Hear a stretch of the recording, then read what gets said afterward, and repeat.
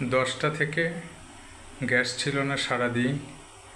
কিছুক্ষণ আগে গ্যাস আসলো।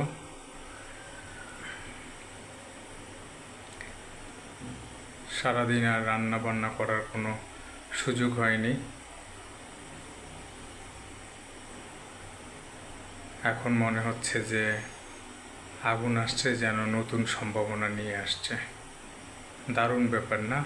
কোনো জিনিস না থাকলে আসলে আমরা এটা কদর বুঝি না, থাকতে কদর বুঝি না, না থাকলে তখন এর গুরুত্ব বেড়ে যায়।